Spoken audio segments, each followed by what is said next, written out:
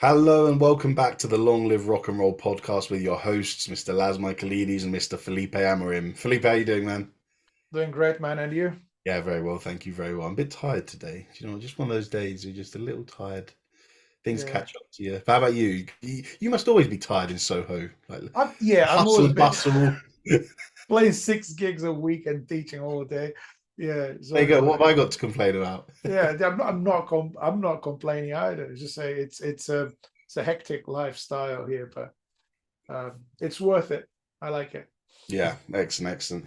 Should we jump straight in as We're usual? gonna jump straight in, but I want to start with a cup of tea, so just in Oh, there we case go. That's it's the drink of the. Oh. A cup of tea. There you yeah, go. if you But can hear it, I'm just it's just a cup of tea. And yeah. oh, we're doing video now, isn't it? That's it, yeah. So the Yeah. viewers can actually see that that is a can of Stella Oh Artois crap. can. Yeah. But who Anyway, cares? Who they're not cares? sponsoring me yet, but if I show this, maybe I get some. Anyway, We'll see, we'll see. Anyway, we're doing an album today, as usual. And the album we're doing is a bit different this one. We're doing a live album. And the live album we're doing is Frampton Comes Alive by Peter Frampton. Now, it was released January 6th, 1976, but 5 weeks later in the UK, actually, which I thought was quite funny. Recorded across four American shows, I believe, at the Winterland Ballroom in San Francisco, Long Island Arena, New York, and the SUNY Club in New York as well. They call it a rock genre album, and it lasts about 78 minutes long. This is another album that you chose, Felipe, and I want to know why you chose this one. well, I chose for one simple reason. We haven't done a live album yet. We did talk a lot about live performances. We did a few episodes talking about how different it is when people play live and playing studio, but we never actually talked about a whole live album. And I thought, well, there's loads of interesting live material out there, but this was kind of like really, really important, groundbreaking album, and maybe the most famous live album, or definitely one of the best-selling live albums of all time. And it was released in 1976, so my favorite decade, the 70s. Um, Best. yeah, I wasn't there, I wasn't around, but Yeah, he's old. He's older than me, but he's not that old. not that old. That was like a good 8 years before I was born now. But I think the historic importance of this album, I think it has to be mentioned. Also, the songs are great, and I think Peter Frampton is is one of those, you know, legendary guitar players who is more than a guitar player. He's Mm, a great composer, songwriter, and I think just like we did the episode about Fleetwood Mac, this is one of those albums where you basically have pop music performed by rock artists. And yeah. I'm a big fan of pop music, but this is a rock show, isn't it? We're here to talk about all things rock and roll. But um, sometimes the lines between rock and pop are really blurred. What do you think? Yeah, no, I agree. I mean, in the album, I can hear lots of stuff, really. I mean, I thought it actually had quite a progressive element to it. Not progressive, 2 weeks ago we spoke about Dream Theater. I'm not talking about that kind of progressive. It's not like time signature changes everywhere. But you've got things like key changes. You've got unusual atmospheric and, yeah, effecty FX on the guitars Yeah, just to pull you into an atmosphere more than like being just loose rock and roll where the guitars are loud and distorted. There's more care has been taken with the tone of the instrument, I think. So yeah, in that sense, it was a bit progressive, but yeah, pop music done in a rock setting, right? yeah, exactly. So again, it's one of those songs. If you play, any of those songs on acoustic guitar and just sing on top of it, they sound like any radio-friendly pop songs. Not Mm, like any. They sound like some of the best yeah. radio-friendly kind of pop songs. Um, but the way it's arranged and played makes it rock music for me. You know. Yeah, no, I agree. Um, I think what we're going to do is we're going to kind of do the same thing we did with the Dream Theater album, which is because it's such a long album, to go song by song, I think it's going to be too long and there's going to be too much to say. And there are similar aspects in the songs. So we've broken this down into several categories. And the first one I want to talk about, let's go with what you were saying, which is the songwriting. Yeah. And the thing that I want to pick up from straight away is the accessibility of the album and the appeal of music to a wider audience. Because you are right in saying that this is one of the most famous live albums ever, and I have no problem admitting that I'd never heard of it. I'd never heard of a song off it, and I'd heard Peter Frampton in name, but that's it. Didn't know what he looked like. Didn't know he was a guitarist. This is completely new to me. Everything about this album is new to me. Um, but to hear that it's like one of the best-selling live albums of all time, I thought, how can that be? That I, like, not that I know, not that I'm the be-all and end-all of music knowledge and everything, but I thought, how can, everyone's heard of Thriller by Michael Jackson, but I found it odd that I didn't know this one. And what I found was that each and every song was so easy to listen to, so easy to sway your head to, like you can imagine getting the lighters out on some of the songs. For the rocky ones, it was nice to sort of, a couple of driving songs where you just bang your head. Very easy to listen to. Pleasant melodies, agreeable progressions, not overly long songs. I mean, some of them are a bit a bit extended, but not stupidly. And I think this you can tell this from the success of the album that it spent so long on the Billboard charts. There is music for everyone in there. Yeah, there is, and the singles are great. They made the perfect choices for singles, isn't it? Just making sure I'm not talking shit here. Yeah, it was "Show Me the Way," "Baby I Love Your Way," and "Do You Feel Like We Do." Those are the three Correct. singles. Two of them are really short songs, the first two, and "Do You Feel Like We Do" is 14 minutes long, but the single edit version of it is like 7 minutes and 40 something seconds. Okay. Still longer than "Hey Jude" by the Beatles. So yeah, it's a really really long one, but it's a great live performance. Is where you can hear the band. Everyone takes a little bit of improvisation in there, and you can hear how good they are as a band and as individual musicians.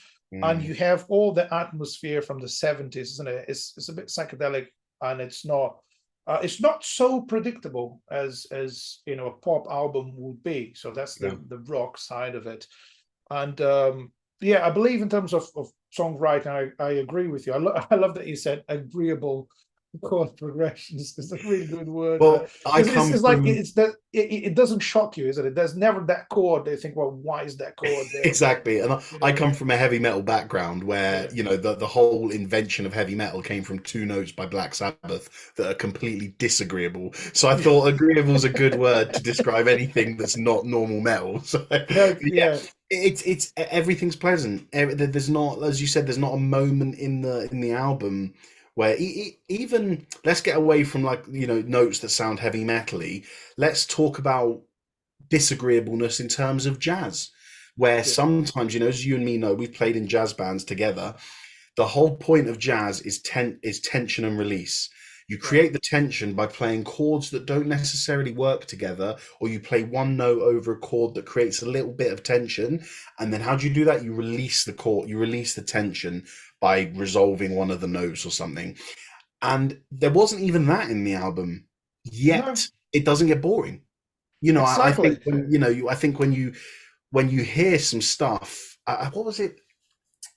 I think it was "We're an American Band" where I said one of the songs, the guitar is purposely playing something really dissonant, and it just works as a nice little contrast and a nice little balance to all the nice rock music we've been hearing, Yeah, and that kind of tells you how they're structuring the album. But to have nothing in a live album, not even like a jazz solo jam where they right. said everyone just we're going to do 5 minutes, everyone takes a 1 minute solo, play whatever you want, but show off. That's normally the part where audiences can be like, all right, let's just take a chill a minute. Oh, you're And going to play some avant-garde stuff. All right, give it to me then. and Nothing. when we think Yeah, about Frampton as a guitar player, I would probably guess that he sees himself more as a songwriter. Because we said the same about Mark Knopfler when we were talking about Broads in Arms. we did. It takes like half of the album for the first guitar solo to actually happen in Yeah. the album. And this he takes a solo in every song, but it's more riff based. He's more interested in creating melodies with the guitar and riffs, Mm, and you can hear that in pretty much every song.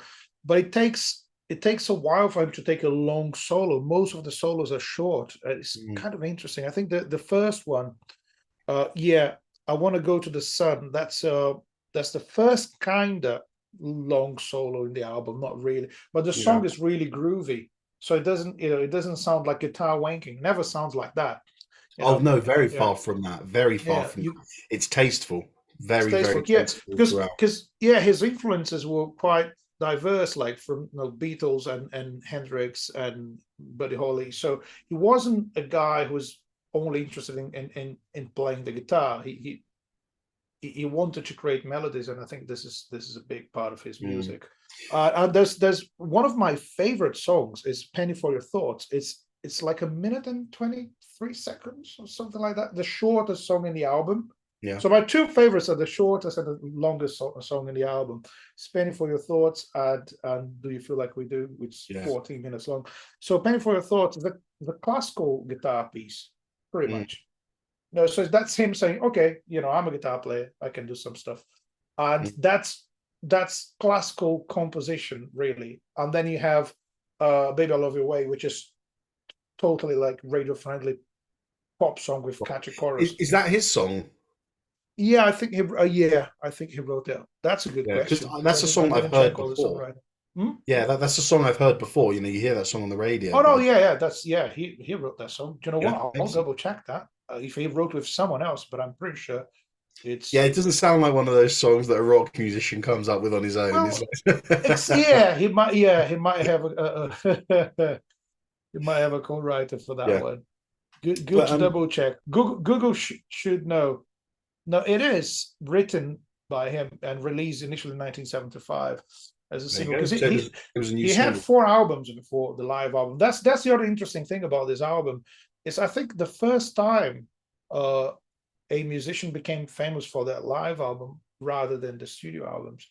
Ah, Probably, Made in Japan by Deep Purple was really big, but they already released they, Machine Head. Machine Yeah, Head by the time, so you can't really claim that the album actually made their career. So in uh, this case, Frampton had 4 albums. He didn't have hits like to the point he was internationally well known, and it's like his career wasn't going anywhere until this album, and then boom, 8 million well, copies sold in the US alone. yeah. Let's talk then about the hits because um, another big aspect of this album is the set list and the song choice because Yeah, it's been renowned and lauded by critics and fans that this was one of the fantastic things. So we'll do a checklist, all right? The accessibility. yeah, There is something for everyone on the album, and each song you could class as easy listening rock. yeah, Fair? Next up, we've got the set list. Fans and critics have praised this because it is a hit machine. The set list, again, I don't know Frampton, so I can't comment on this, but the set list is apparently everything Frampton's fans could have wanted. He's literally picked the 3 best songs from each of his 4 albums and put them in a set list. Now, that in itself, when no audiences, fillers, no no fillers at fillers, all. and when audiences get performances of songs they like and songs they know to be of quality, then it's almost like it takes the show up 10% on its own, isn't it? Just getting the right Yeah, set list. yeah, exactly. I think, and also for a live concert, you want to keep people interested from start to finish, Hmm. and the obvious choice would be to play your hits, but musicians sometimes they just want to Sell the next do album. you will make the artistic choice. I like the song because I wrote the song for my mom, whatever. If people don't want to hear it, it's not good for the gig. And again, I think if you have never listened to any of his songs and you turned up for the gig, you would love it. I think Yeah, that's how good the whole thing is. yeah, And there's no even when they take long solos, I think in the live context it works. I think there's nothing in the album there's there for the sake of showing off or for the sounding sake of artistic. for the sake of artistic ego, it's not there, is Yes, it? no, it's Feels an like ego-free album for sure, in my opinion, and it's what makes it big. It's what makes, as I said, accessible. So if you're not rock fan, you can listen to it, and if you are a rock fan but you don't dislike pop music completely, there's no way you're going to dislike this album. Yeah, And there's no way you're not going to end up singing along after you hear the chorus for the first time, because then you just learn the lyrics. It's one of those things like Show Me the Way and Baby I Love Your Way, those songs, when you listen to them for the first time, you are going to sing along with the second chorus. When it comes, It's yeah, as it's you're right. as Yep. simple as that. You can learn the melody and the lyrics straight away the first time you listen to them. I've listened to those songs on the radio for like a long time, but they've played a million times on the radio back in Yeah. Brazil. So, but I only knew those two songs until I got into the album and until I started listening to the other things he did. He also worked as a composer for soundtracks. He did, Almost Famous. So the songs by that Oh, well, the fake band, movie. that band, he is the songwriter. Wow. He I didn't wrote know that. I think he wrote every single song. What's the name of the band? Is it Still Water or something like that?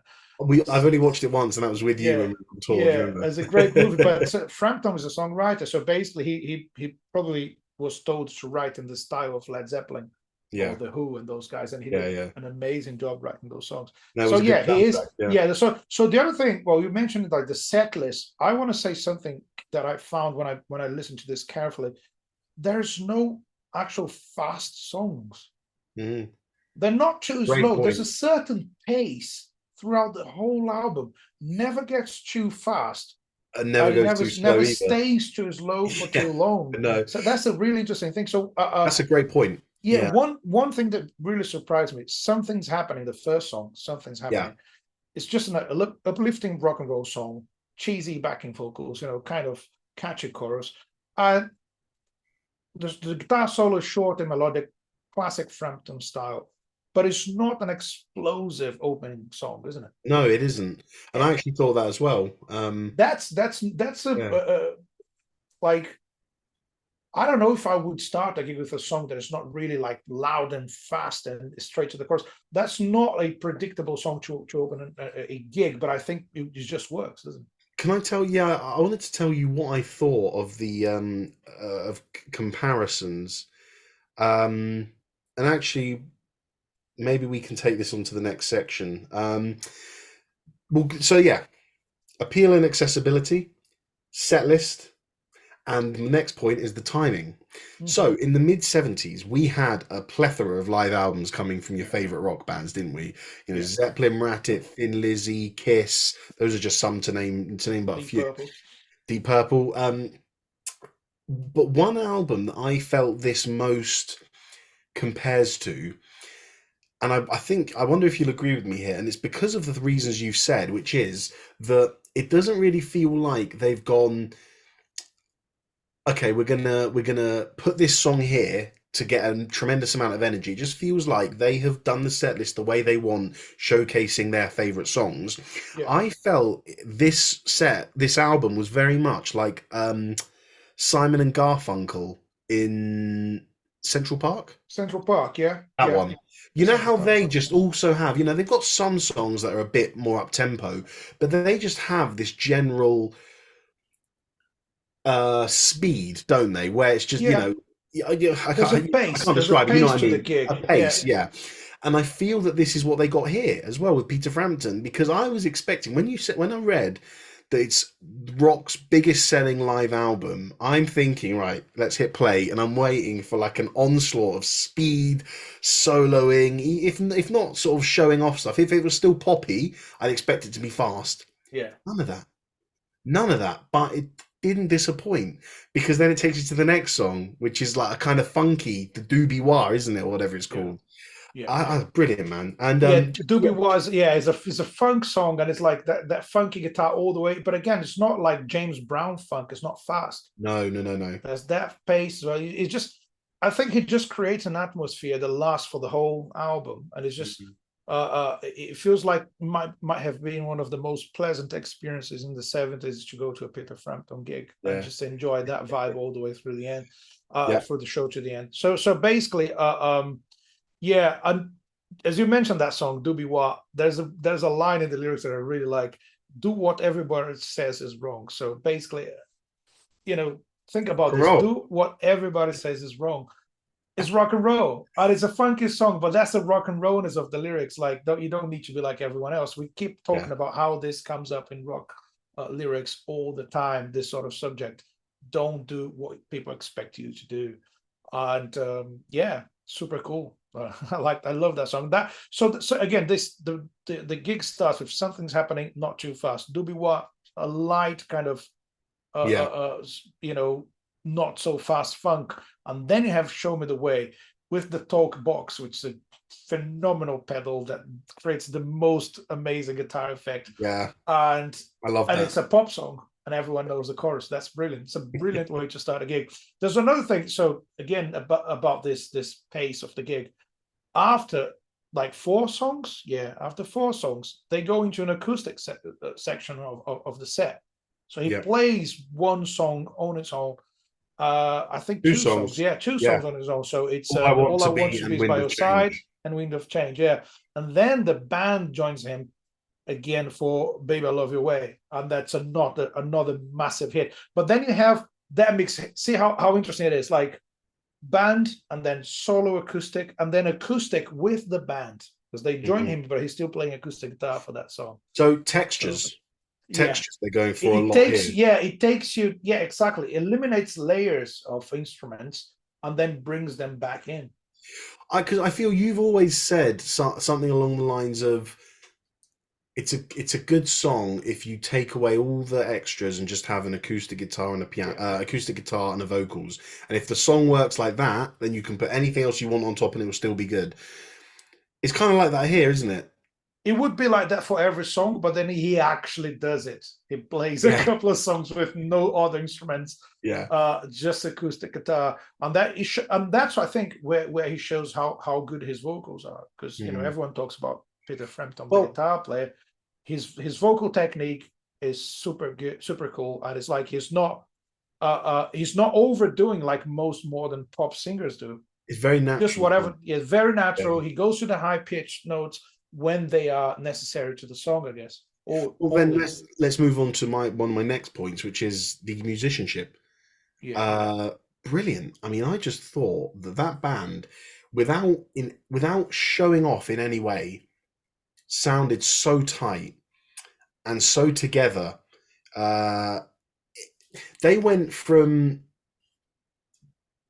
I just feel that they had the interchangeability to go from performing like a very easygoing rock and roll tune to then something way more disciplined. And I mentioned the word prog, and I don't mean it as like Genesis or Emerson, Lake and Palmer, but there are some sections of this album and some sections in certain songs which require discipline, require the band to yeah, be really tight with each other. Because Peter Frampton's soloing over a certain chord progression, you got to make sure you match those chords when he moves. You can't just sort yeah, of mess. It's not a 3 chord song like a rock and roll song or something. And the way they just switched from being like a really loose band to then suddenly really tight in the next song. What a band! yeah, And just to credit them, actually, I've yeah, got the names of them. So obviously, you got Peter Frampton on vocals and lead guitar, Bob Mayo on rhythm guitar, piano, electric piano, Hammond organ, and backing vocals, Stanley Sheldon on bass and backing vocals, and John Siomos on drums and percussion. And I mean, the all band phenomenal sound bigger. musicians. The Yeah. band sound bigger than 4 men, doesn't it? Oh yeah, and I this is feel it the feels like a six classic. piece band. For me, this is the classic 70s lineup, which is normally a 4 or 5 piece. 5 piece when you have a solo singer, the Yeah, guy who's not actually playing an instrument, yeah. just So singing. two But guitars, bass, drums, vocals. well, in this case, guitar, keyboard, Yeah, yeah, yeah. bass, But you know what I drums. mean? Yeah, yeah. It's the classic. You either have 2 guitars or guitar and keyboards. And well, talking about keyboards, when the band comes back and they play "Baby I Love Your Way," is where the keyboards actually take the lead and Yeah. they play the keyboard sounds louder in the mix and it plays the riff and it plays a solo. So you see how he's using the musicians and the exact part of the song that they are most needed.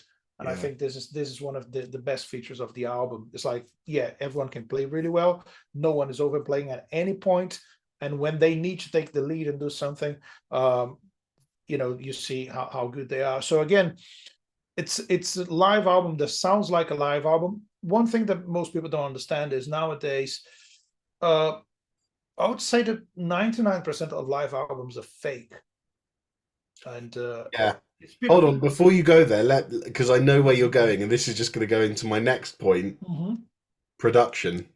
So go on, take it away. Production. Okay, we're gonna Go talk for it. about production. Yeah. So in terms of production, I'll tell you what I actually thought when I first started listening to this again, like this week. Not when I listened to it for the first time. When I started listening to it again, I wasn't really happy with the sound quality of the album. Sounds a bit, it's you can't quite hear every instrument. There's a bit echoey. I don't know. It's proper Interesting. live recording. I found that that was the issue. Uh, but you get used to it after two songs, my opinion. So just get used to the fact it's not as crystal clear as a studio recording. Well, oh, so wait, you're comparing it to a studio? To studio recordings in Oh, I general, right? see. Because Yeah. I So just when you want hear to, it, it's a yeah, great, yeah, it's a great sounding album, but you can clearly tell it's a live album.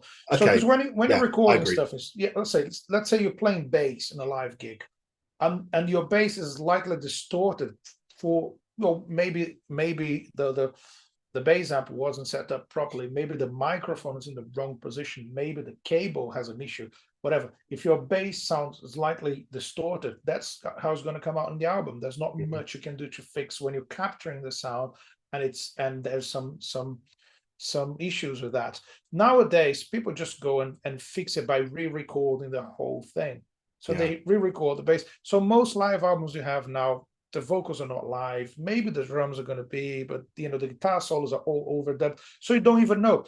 I think they did some overdubs in this album, but Frampton said they only overdubbed, like, I think it was one of the talk box parts that they missed the tape or the recording. Something went wrong and they didn't have the actual recording, So it was and they had to necessary. redo it. Hmm? So it was necessary. Yeah, it was The necessary song for wouldn't have been complete without overdubbing it. exactly, but just when you have something that really failed, and like the kick microphone was like pointing to the wrong direction because someone hit it or whatever. So Yeah, they had a few issues that they had to fix, but not that's like fair. most people do, just like re-record everything. So the vocals are 100% live, the I guitar that solos are yeah. 100% live. That's what I love, especially about Deep Purple's Made in Japan, is that you can hear when Richie Blackmore fucks up, and I love Mm. it. I love it. There's one of them where he's on the Highway Star solo, and he's going, and he goes, Yeah. I just love it. Every time that part Yeah. comes, I love it because it's raw, it's authentic. That's Yeah. how it happened on the night. And to Why, yeah, and why to give rob someone? credit to Yeah. Frampton, he didn't fuck up with any solos. No, but then again, none are as fast as Highway Stars, so we got to Oh give yeah, Blackmore exactly. that. Yeah, yeah. Um, but That's true. But that's it. Yeah, it's they sound really tight. The tempos. They're not playing to a click track as most people do nowadays as well. So the Mm, tempos are solid. The band is tight, and they really good with dynamics. They like, again. I'm going to mention the last song. Do you feel like we do? Because they go down like by a lot, and yeah, and then bring it up again, and it's a great ending. But in terms of production, I think they made the right choices of, number one, not adding musicians. yeah, That's a four-piece band. Most solo artists, they have maybe a 10-piece band live. They can have as many musicians as they want, and reproduce every single layer that you've done in studio. Every track you record in studio, you can go and do it live. If there's four guitars, you can have two, three guitar players on stage and pick the main lines and play all of them or most yeah. of them. Whilst when you have just him as a guitar player, he has to actually play the solos perfectly and go back to the riff perfectly. And Mm. I think it was the right choice for production, which is stick to a four-piece band playing live and not extending the songs too much apart from a couple of songs. And then the last song, had to be extended just to get the audience going and everything. Yeah. Yeah, with regards to the production, I completely agree. Excellent production value. I think it still sounds good. If I got a live recording from a band I went to see last week that sounded that good, I'd still be happy. Yeah. I think each the sound is the sound is so fantastically balanced that you still capture the audience and the energy and the atmosphere, but without sacrificing quality of the audio. And with that, we'll go on to the next point I have, which is about the audience interaction. Oh yeah, you can hear the hand which claps is and such a big part. You can hear everything. This is what I'm yeah, saying about that production. You can hear when one woman screams in the middle of a song, a good yeah, scream, not like a fatal scream, like when she screams when her favorite chorus, and you can hear that on its own. yeah. And yet at the end of the song, you get all the claps coming in, and I don't know, man. It's just that the audience. It felt like I felt happy for them that they were there. And do you know what I mean? Yeah, Sometimes you get gigs where you might even have a hint of jealousy where you're like, oh fucking hell, I wish I was oh this sounds so good tonight, Deep Purple. I wish I was there back in '78 or whatever. yeah. And other times you might be like, I don't know, if the sound wasn't good, you might say, oh, I'm glad I wasn't at that one. But this one, I was just so happy. I was like, oh, those bastards. They must have had a great evening. And I just have to say quickly, I like this album as a live album and as what I got delivered. If I paid £10 for a CD and I just wanted some good, easy listening rock music in a live scenario, but it's not my favorite ever music. I don't know if I'd go and listen to the songs individually, yet still I come away from it thinking, oh, I'd have loved to have been there that night, just to have seen how it So went down. that's what a good gig should be. Like, Exactly. please your fans and stay connected with every person who is there, even if they're not familiar with all your material. So Yeah. that's like, think about it. He had 4 albums, which is like a really good catalog so far. And Yeah. by the breakthrough album was a live one. This is insane.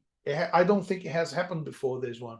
You know, maybe he's one of those artists that his live performances are really special and they're better than any studio album he could possibly Mm. make. It's still his best-selling album and probably the best. And yeah, I agree with you that the connection with the audience is amazing. I love that point in every song when people recognize a song Yeah, yeah, yeah. and you can hear people just like clapping because they know, oh, this is my favorite song, or I know what's gonna happen now. And Yeah. it's yeah, so the yeah, so if you check any footage of Frampton playing live with any uh um like you can find something more recent or something he did in the 70s, 80s, or 90s, whatever. Everything he does live, it does with pleasure, and you can see he loves interacting with the audience, Mm. and it's always a great gig. Yeah, talking to them, letting them finish the phrases. There's I don't know what song it is, but there's one where he says the line, and you can just hear in his voice, he steps away from the microphone as if to say to the audience, "Go on, you do Yeah, it." And that's the next thing that makes a fantastic gig, isn't it? Is yeah, that just being acknowledged. I mean, there are moments, I went to see a metal band called Mastodon, who are one of my favorite bands, but their whole thing is get on, play as many songs as we can, and go away. I don't want to say it in case I make them sound like dicks, but I don't remember them saying, "Thanks for coming tonight. Great to see you here. So many of you. We're Mastodon from America." None of that. Just song after song. Thank you. Next song. yeah, Next song. Next song. Thanks a lot. And that's it. But yeah. then again, I think Well, that comes more with heavy metal. You're playing a character. You've got to be dark and dreary. But he welcomed the fans with open arms and said, "Listen, this is an evening for all of us. Come and get involved." it's like you're having a party at your flat, isn't it? And someone brings a guitar, but they are actually good. Yeah. Because every time that happens, the guy who brings the guitar can't fucking play. He wants someone else to play though. Exactly. Do you know what? In terms of my points, I'm done. I didn't really. I felt, so just to recap, I felt that these were the key factors of Yeah. for me, what made this album so good: the exceptional musical performances, the set list, the audience interaction, the quality of production and the sound, the era and the year it came out, and the accessibility and the appeal that it had to wider audiences. I mean, pretty. I kind of made all my points with only half an hour gone, but I still feel that these are the keys Yeah. to any Uh, live album. And I wonder if, all these other live albums, I think of, what else came out? The Song Remains the Same. Now, what The Song Remains the Same did have is it had a bit of a looser feel to it. It was a bit jammy in places. It's Zeppelin, we know this. But it's sat for that reason, it sacrificed some quality. Robert Yeah, Plant's vocals aren't all fantastic in Song Remains the yeah. Same. Jimmy Page's guitar playing isn't all fantastic. And whilst they're still exceptional musicians Yeah. in that scenario, so maybe you could argue that Well, with the Song Remains the Same, the performance is lacking compared to the others. if I just feel this has everything. All if those you 6 points compare, I made. maybe what you're doing there is like if you compare some of those Zeppelin live versions to the studio ones, uh, that is not a, you know, there's no way those some of those live versions would win in a competition against the studio ones because Yeah, of all those yeah, imperfections. Although a live album has to have imperfections, otherwise it's just like studio. yeah. I think the difference between, if you're comparing those two albums, the difference for me between The Song Remains the Same and Frampton Comes Alive is The Song Remains the Same happened before the air, or after the airplane. What do I mean by that? They had an airplane, so they had nothing to prove anymore. When your band Right. owns an Okay. airplane, so all they were doing is to getting completely smashed and go on stage thinking we're rock gods, we don't give a fuck. That's a good Whilst, point. yeah, whilst Yeah. Frampton was like, okay, I've released 4 albums, I'm still not as famous as I deserve to be. The next one has to be the best one. I've got something to Happened to be prove. live, and Yeah. maybe then he realized that he could do on stage something that could never be reproduced in studio, I guess. I wonder if he It's usually the other way around, isn't it? What you do in studio, you can't do it live. What he yeah. did live could never be done in studio. I wonder if he, because we think about bands nowadays like Metallica will go and record every show they do and then they can sell it to the fans the next week. That sort of technology I don't think was around in the 70s, No, unless I'm wrong or something. But I wonder if he, just from being on stage with this band night after night, I wonder if he didn't plan to have a live album, but just went, "Do you know what, this band, this is kicking ass. yeah, Do you know what? When we go back to America in a month to do these last 10 dates, let's record it because this yeah, sounds good. My songs have never sounded this good, and I yeah. wonder if Maybe that's that the could have been the approach." case. I don't know. That's something I never read about. It might have been the case. I mean, Yeah, it's thing is they're clearly having fun and the audience is having a good time with them. And feels like it's an just like amazing place okay, to be. yeah, yeah. I think when you listen to the album start to finish, you feel like you're there as part of the gig. Yeah, It's a yeah. long album. It's like, is it an hour and 17 minutes or something like that? Right? 78 minutes. So yeah, an hour and An hour 18. and 18 minutes or something. So, but when I listened to it start to finish, it didn't feel like that No, it because didn't. you have some long songs and some short songs. Well, there's one cover song, right? There's the Rolling Stones' "Jumping Jack Flash," Yes. and what I mean, I wouldn't dare to do that version, right?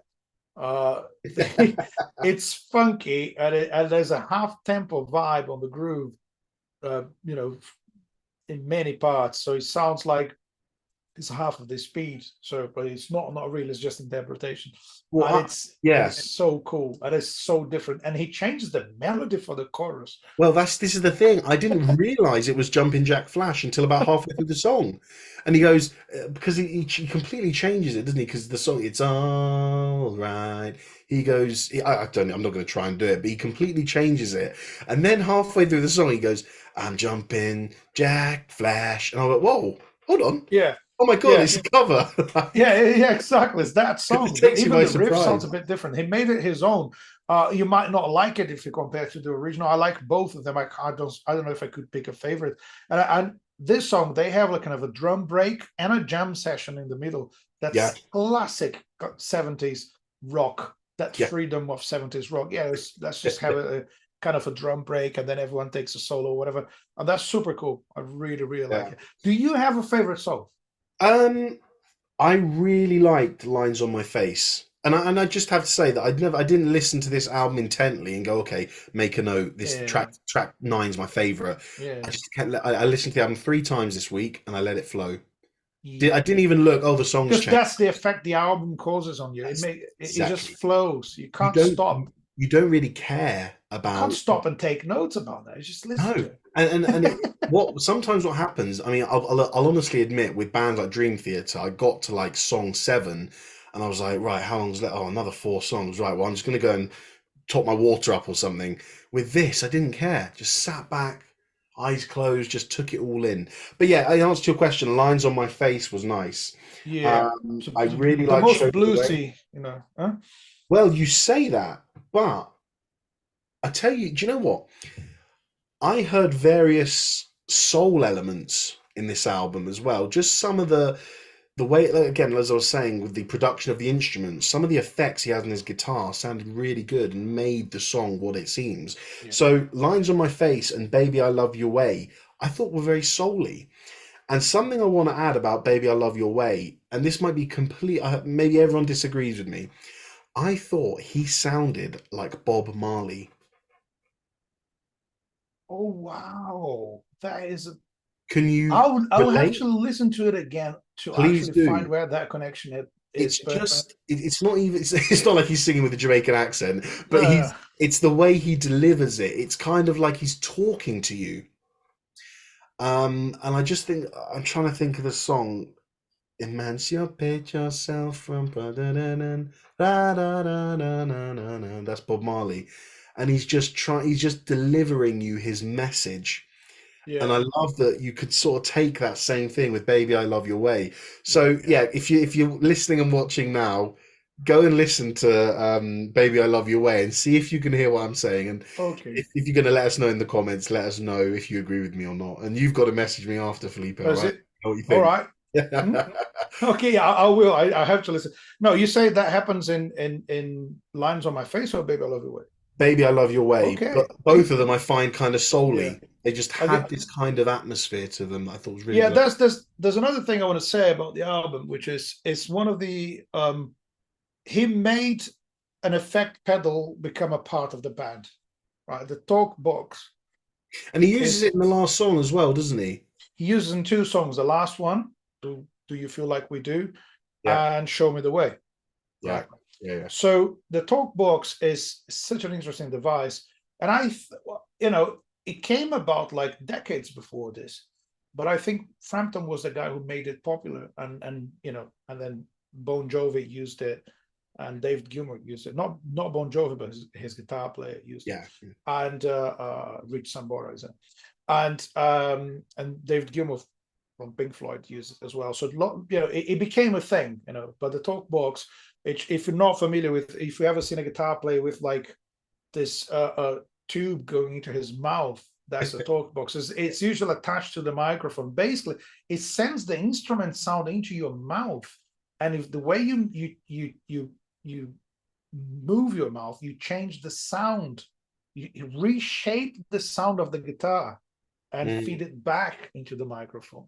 So Crazy, isn't it? basically, what comes out of it is you got to check like videos and stuff about it because it's kind of really hard to explain exactly how it works. But basically, it's a mix of the guitar and the voice, or it literally makes the guitar speak, Yeah, makes the guitar talk. It's so cool. I mean, and and he uses it again, never in a self-indulgent kind of way.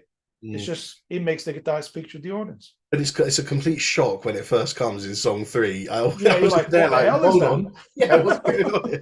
And then he brings it back for the last song, which I thought was really good. My Uh, opinion is a lot better than a wah wah pedal and less annoying. yeah. Yeah, Oh, brilliant. Do you have anything else to add, bro? Because, like I said, I've made my points. I'll, I'll I just thought, yeah, go on, go on. I'll just say listen to it. Grab a beer, call your friends, Yeah, get the play the speakers. album instead of watching a movie. Just take a day to listen to the album start to finish. Do you know, was there an was there an accompanying video that came with it, like a DVD? Do you know? Good question. Not at the time. There was no DVDs at the time, but I don't think it You came know what I out mean? as VHS. VHS, yeah. I don't think it came out as VHS. I think he has a Live in Detroit, which is like way more recent than that one, Okay. which was the first DVD I watched from Peter Frampton. I'm not quite sure, but I don't think there's live footage from those specific gigs. Yeah. Okay. Interesting. Do you want to tell us why you think this album is so rock and roll? Uh, the freedom of rock and roll, I think, is in the way they play those songs. They never intending to be pop or rock or anything. They just want to play good songs. and the music is bigger than the musicians. For me, that is, you know, although rock and roll has a lot of ego, I don't think there's any ego in this album. But maybe what makes it rock and roll is the fact that they can play a 1 minute and 23 classical guitar song, and then they can play a 14-minute rock song with everyone taking a solo. And I think the diversity of the album is what makes it a rock album. You can't call a pop album if you have a 14-minute song and an instrumental classical guitar song, Yeah. right? So rock music is that. You can write a pop song, you can have an instrumental, you can have a long song, you can have a bluesy guitar solo. And when you don't know what name to give to a certain kind of music, you just call it rock. Mm. Yeah. Yeah. I suppose as long as there's a guitar and a drum kit, I think you can call it rock, can't you? Well, Emerson, Lake and Palmer doesn't have a guitar. There you go. Touche, sir. Touche. If you don't know how to name this You style, got just me. call Yeah. it rock. Just call it rock. Yeah. Perfect. Excellent. You ready for my monologue? Yes. Sure. Let's go. So let's end the show with Dude. Laz's more normal monologue. So, Frampton Comes Alive combines and perfectly executes all the things we love about live music, live gigs, and live albums. The performances from the individual musicians are fantastic, and at the click of a drumstick, they can switch from loose rock and roll straight to disciplined prog rock. Frampton's guitar work is sublime, and each solo flows beautifully, displaying his technique and skill, but still flourishing with lovely melodies, motifs, and passages. The production value of the album is unbelievable, achieving such a solid sound with a brilliant mix whilst keeping the energy and atmosphere of the gig is a great productional achievement. In an era where live shows and albums were thriving, it was important for this to stand out, and although most people might not go straight to the production for reasons why it is successful, it's certainly a key element. Not knowing much at all about Peter Frampton, I can't speak to the setlist and the song choices, but the setlist is renowned for containing all of the best songs that Frampton fans could want, while still keeping it accessible and appealing enough for non-fans to enjoy as well. The sheer variety of styles in the album keeps the listener so entertained, going from a bluesy jam to a hard rock, almost metal riff in one of the songs, to some easy listening soul ensures that everyone who went to the concert had something to enjoy. You can tell this from the way he reacts and interacts with the audience, singing the words back to him and finishing off phrases. I can't say that there was any moment where I said, wow, this is the best live solo song moment I've ever heard, but the amalgamation and culmination of everything we mentioned in this episode and in my paragraphs above only solidifies the notion that this is one of the greatest live albums of all times. I can't argue with that. I went from not knowing anything about Peter Frampton to wildly fist pumping 1 hour later during the outro of Lines on My Face. That, to me, says all I need to know about the quality, accessibility, and nostalgic value this incredible album carries with it. Yeah. It's everything we love about gigs, isn't it? Isn't it everything we love about gigs was done really well on this album? I think that's the best way to put it. Yeah, man. Yeah. What an album. What an album. Excellent. Right. Well, guys, thank you for joining us for another Long Live Rock and Roll podcast episode. As usual, follow Felipe's advice. Go and listen to it. And if you haven't done already, please go and subscribe to our social media channels. We're on Instagram, Facebook, YouTube. Give us a like, comment, subscribe. And if you're listening to this on Apple or Spotify, please give us a review. The tiniest 30 seconds of your time to type something out and give us a 5-star review can make the world of difference to us, because we might shoot up the algorithms, and the next time someone searches Frampton looking for some music, we might come up. So we'd really appreciate that, guys. Just give us a quick like and subscribe. Not a lot of time on your behalf, but it would mean the world to us. And if you guys jumped in, go on. If you think we're worth 4.5 stars, just round it up, Yeah, that's it. Perfect. But anyway, guys, thank you for joining us. Keep on rocking, everyone. And as usual, take care and long live rock and roll.